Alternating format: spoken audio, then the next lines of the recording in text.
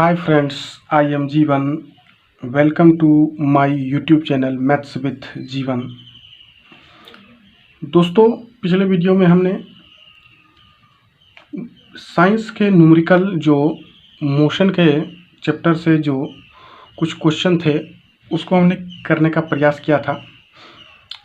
आज हम उसी टॉपिक को आगे बढ़ाएंगे और आगे का देखेंगे।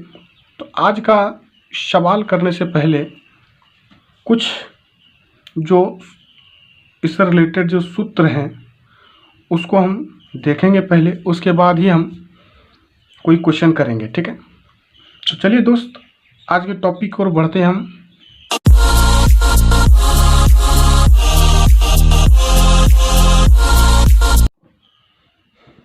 तो आज का टॉपिक है, उसी मोशन से करेंगे हम, गति से ही रिलेटेड क्वेश्चन करेंगे, उसी से रिलेटेड जो सूत्र है उसी को समझेंगे हम पहले। आज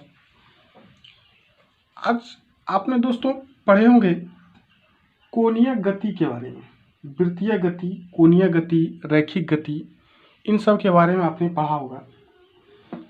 तो वृत्तीय गति है क्या? पहले तो ये बात हमको समझना होगा कि जो वृत्ताकार मार्ग पर जो गति होती है इसी को वृत्तीय गति कहते हैं। अब इसी में अलग अलग तरीके की और भी बातें होती हैं। अब इससे ये गति निकालते कैसे हैं, ये कैसे कैसे होता है, अभी हम देखेंगे। तो कोणीय वेग बराबर आपने पढ़े होंगे, कोणीय वेग बराबर, कोणीय वेग को पहले हम समझेंगे, कोणीय वेग का परिभाषा पहले हम समझेंगे। ठीक है, कोणीय वेग के लिए कहता है कि एक वृत्ताकार मार्ग, ठीक है, कोई भी ये एक वृत्ताकार मार्ग पर गतिशील कण को वृत्त केंद्र से मिलाने वाली रेखा। क्या समझे आप? एक वृत्ताकार मार्ग पर गतिशील कण को वृत्त के केंद्र से मिलाने वाली रेखा, मतलब ये जो सेंटर है इसके केंद्र से मिलाने वाली ये जो रेखा है, ठीक है, एक सेकंड में जितने कोण घूमती है उसे कोणीय वेग कहते हैं। ठीक है, मतलब ये कि ये रेखा यहाँ से सेंटर से यहाँ तक आई है।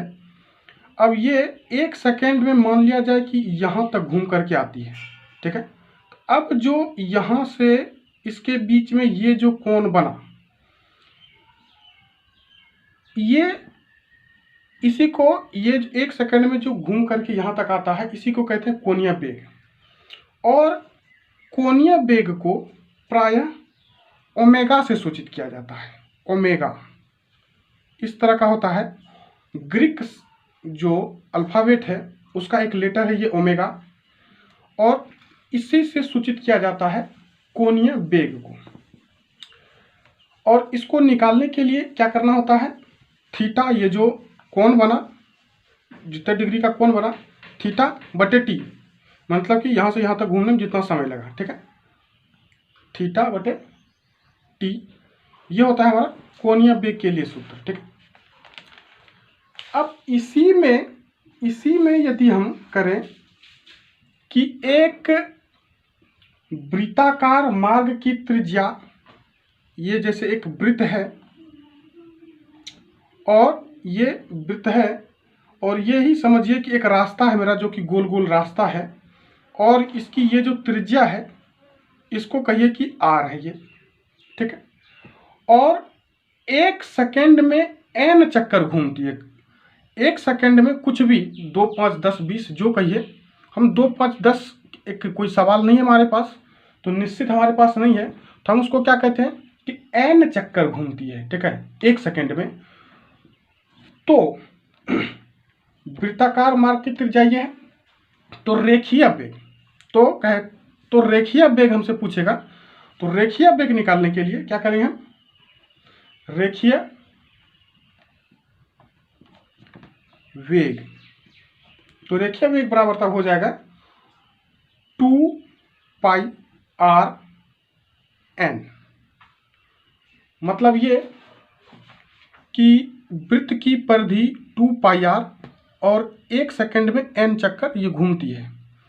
तो रेखीय वेग निकालने के लिए क्या करेंगे हम, वृत्त की परिधि इंटू 1 सेकंड में n चक्कर जो ये घूमती है। ठीक है, तो इस तरह से हमारा निकल के आता है रेखीय वेग। ठीक है, इसी तरह से आपने पढ़ा होगा कि 1 किलोग्राम राशि का वजन 9.8 न्यूटन होता है। एक केजी राशि का भार 9.8 न्यूटन होता है। तो ये कैसे होता है, तो इस तरह से हम देखेंगे। पहले तो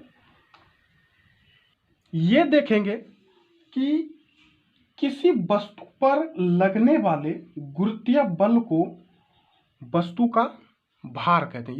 ये बात हमको पहले पता होना चाहिए कि किसी वस्तु पर लगने वाले गुरुत्वीय बल को वस्तु का भार कहते हैं, और इस भार को W से सूचित किया जाता है। ठीक, और W बराबर होता है m इंटू जी। m मतलब मास द्रव्यमान, g मतलब गुरुत्वीय त्वरण। ठीक है, तो इसी से अब हम आगे करेंगे। हम कहते हैं कि m बराबर मेरा 1 kg है, और W बराबर हम कहते हैं कि 1 kg भार, 1 kg भार। ठीक है, और G का मान क्या होता है, गुरुत्वीय त्वरण का मान आप पढ़े होंगे कि 9.8 मीटर प्रति वर्ग सेकंड होता है। 9.8 मीटर प्रति सेकंड स्क्वायर होता है। तो अब यहां से हम करेंगे कि W का मान क्या है मेरे पास, 1 किलोग्राम भार। तो लिखेंगे हम यहां से 1 किलोग्राम भार बराबर m क्या है मेरा, 1 kg इंटू G का मान क्या है मेरे पास, 9.8 मीटर प्रति सेकंड स्क्वायर। तो 1 से 9.8 में इंटू हो जाएगा तो 9.8 ही रह गया, और किलोग्राम को जब मीटर प्रति वर्ग सेकंड से हम गुना करते हैं तो ये न्यूटन में बदल जाता है। ठीक है, ये न्यूटन में, केजी इंटू मीटर प्रति वर्ग सेकंड जब होता है तो ये न्यूटन में बदलता है। तो इस तरह से मेरा निकल के आता है 1 किलोग्राम भार या राशि जो कहिए बराबर 9.8 न्यूटन होता है ना। तो इसी तरह से ये सब छोटे छोटे क्वेश्चंस हैं। ठीक है, और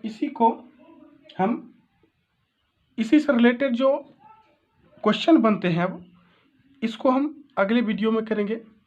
आज के लिए अब इतना ही रहने दीजिए। आप निरंतर हमारे चैनल को विजिट कीजिए। आपका जो भी रेलवे ग्रुप डी हो या रेलवे एनटीपीसी हो, उसमें जो भी आपको सवाल पूछे जाएंगे न्यूमेरिकल से, उसको बिल्कुल आसानी से आप कर पाएंगे। कुछ नहीं होता, ये बस आपको सिर्फ समझना है। निरंतर आप देखते रहिए हमारे चैनल को। धन्यवाद।